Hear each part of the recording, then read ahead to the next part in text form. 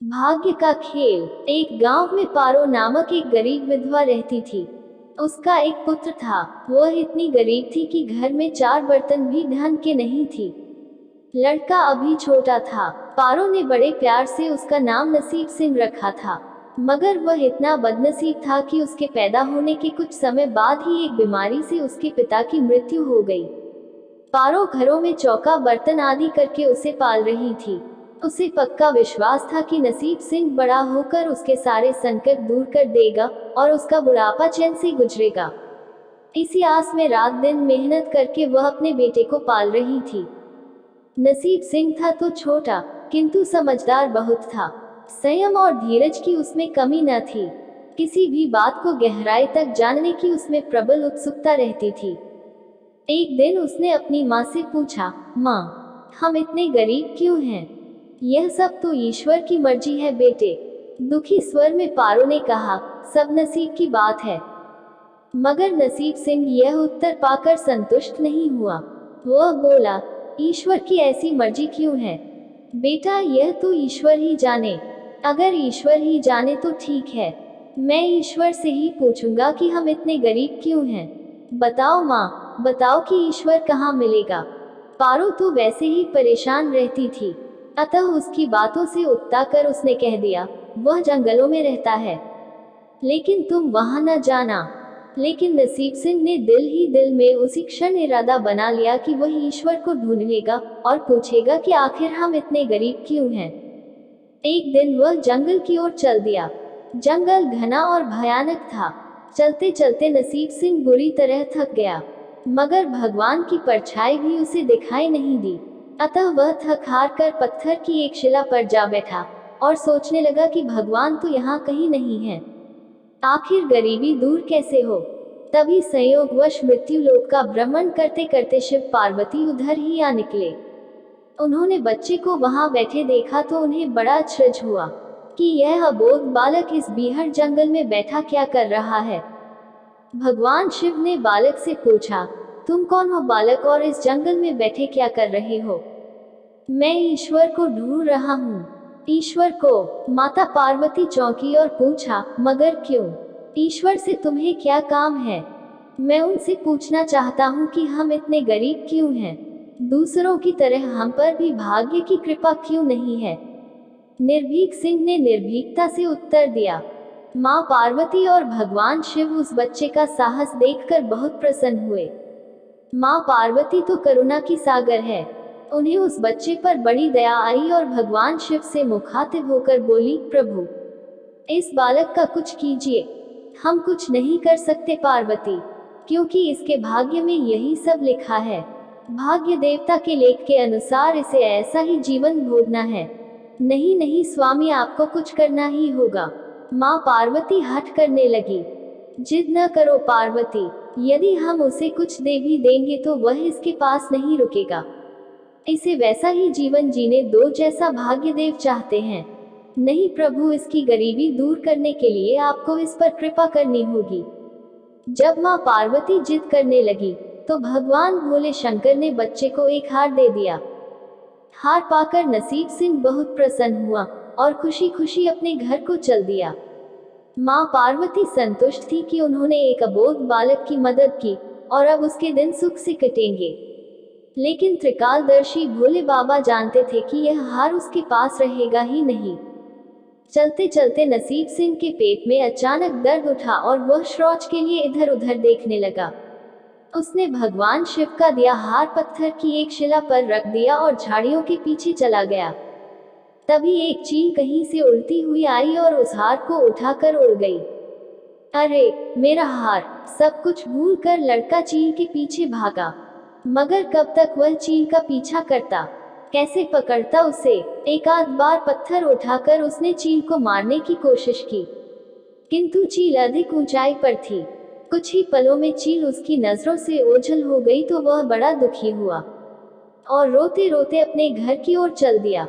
घर पहुंचकर उसने माँ को सारी बात बताई, मगर पारो को उसकी बात पर बिल्कुल भी विश्वास नहीं हुआ।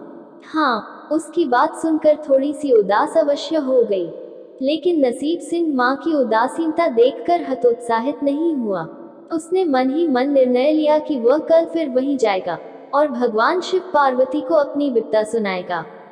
उसका विश्वास था कि भगवान शिव उस धूर्त चील को अवश्य ही दंड देंगे। भगवान शिव ने माता पार्वती से कहा, देखो उसके पास कल वाला हार नहीं रहा, उसे एक चील ले उड़ी है और दूसरा हार पाने वह उस चील को दंड दिलवाने की इच्छा लिए वह लड़का आज फिर आया है। पार्वती देवी ने फिर भगवान शिव से प्रार्थना की, आप चाहे चील को दंड दें या न दें, किंतु इस लड़के की सहायता करके इसकी निर्धनता दूर करें। हम अब कुछ नहीं कर सकते देवी, यदि तुम जिद करती हो तो हम ब्रह्मा से कहते हैं, वही इस बालक की कुछ सहायता करेंगे। कहकर भगवान शिव ने ब्रह्मा जी को बुलाया और सारी बात बताकर आग्रह किया कि आप ही इसकी कुछ मदद करें। तब ब्रह्मा जी ने लड़के को हीरे की एक अंगूठी दे दी। लड़के ने अंगूठी जेब में रखी और खुशी खुशी अपने घर चल दिया।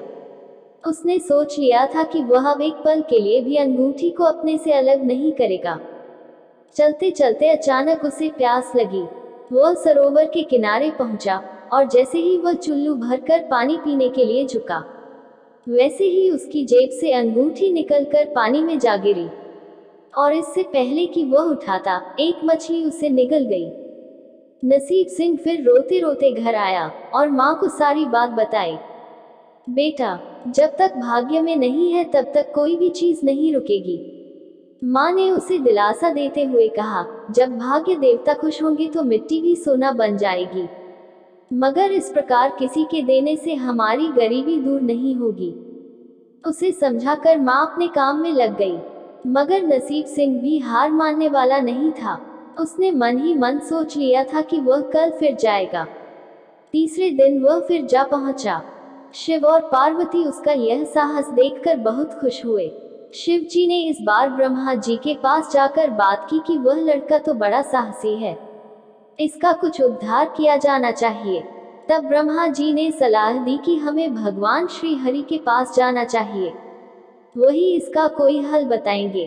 अतः वह श्री हरि के पास जा पहुंचे। पूरी बात सुनकर भगवान विष्णु ने नसीब सिंह को कुछ हीरे दिए।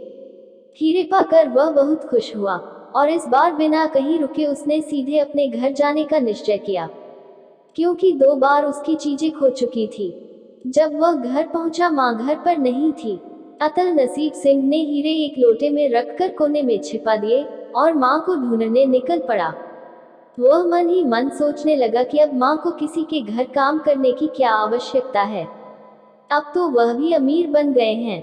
उधर पीछे से चोर उसके घर में घुसे और जो भी सामान हाथ लगा लेकर भाग निकले। उस सामान में लोटा भी था जिसमें हीरे रखे थे। जब वह माँ के साथ वापस आया तो देखा कि हीरे गायब थे। इतना ही नहीं, घर का दूसरा सामान भी गायब था। अब तो उसकी माँ को बहुत गुस्सा आया। वह बोली, क्यों मुझे नई नई कहानियां सुनाकर पागल बनाता जा रहा है। सारा दिन आवारा की तरह इधर उधर भटकता रहता है और शाम को पिटाई के डर से कोई नई कहानी सुना देता है। माँ की डांट सुनकर लड़का रोने लगा। वह तो केवल वही जानता था कि जो कुछ भी उसने बताया था वह सत्य था। डांट खाकर लड़के की हिम्मत और बढ़ गई और अगले दिन वह फिर उसी स्थान पर जा पहुंचा। भगवान भोले शंकर सोचने लगे कि इस पर इतनी मुसीबतें पड़ी, लेकिन इसने हिम्मत नहीं हारी। इससे वह बहुत प्रसन्न हुए और भाग्य देवी के पास जाकर बोले, यह लड़का बहुत ही साहसी, हिम्मती और धीरज वाला है। ऐसा व्यक्ति अभागा नहीं हो सकता, इसे कुछ दे दो। आज्ञा पाकर भाग्य की देवी ने नसीब सिंह को सोने का एक सिक्का दिया। सिक्का लेकर नसीब सिंह खुशी खुशी अपने घर को चल दिया। जब उसने घर जाकर वह सिक्का अपनी माँ को दिया तो उसकी माँ बहुत खुश हुई। अब क्योंकि उन पर भाग्य देवी की कृपा हो गई थी, अतः सारे काम ही अपने आप शुभ होने लगे। दूसरे दिन ही एक मछली वाला उसके गांव में मछली बेचने आया तो लड़के ने वही सिक्का देकर मछली खरीद ली। उसकी माँ ने मछली का पेट चीरा तो वह अंगूठी निकली जो ब्रह्मदेव ने उसे दी थी और जो उसकी जेब से तालाब में गिर गई थी। माँ ने अंगूठी संभाल कर रख ली और नसीब सिंह से बोली, जा बेटा, जंगल से थोड़ी लकड़ियां ले आ, आज घर में ईंधन बिल्कुल नहीं है। लड़का कुल्हाड़ी लेकर जंगल की ओर चल दिया। वहां जाकर जिस पेड़ पर लकड़ी काटने के लिए चढ़ा वहां उसी चील का घोंसला था जो उसका हार उठाकर ले गई थी। लड़के ने देखा कि चील कहीं आसपास नहीं थी। नसीब सिंह ने अपना हार उठा लिया और जो भी थोड़ी बहुत लकड़ियां पेड़ के आसपास पड़ी थी वही उठाकर घर की ओर चल दिया। माँ हार पाकर बहुत खुश हुई। अब तो देखते ही देखते उनके दिन बदल गए। घर में किसी चीज का अभाव नहीं रहा। फिर ईश्वर की कुछ ऐसी करनी हुई कि जो चोर उसके घर से हीरे चुरा कर ले गए थे उन्हें सपने में महादेव ने चेतावनी दी कि जो हीरे उस लड़के के घर से चुरा कर लाए थे वे तुरंत वापस कर दो, वरना तुम्हारा सर्वनाश कर दूंगा। चोर उसी दिन हीरे उसके घर पर दे गए और अपनी गलती के लिए माफी भी मांगी। इस प्रकार उस अभागे का भाग्य चमक उठा। अब उसके घर में किसी चीज की कमी न थी और उनकी गरीबी सदा के लिए समाप्त हो गई। दोस्तों, कहानी पसंद आई हो तो कमेंट में हर हर महादेव लिखें और हमारे चैनल को सब्सक्राइब जरूर करें।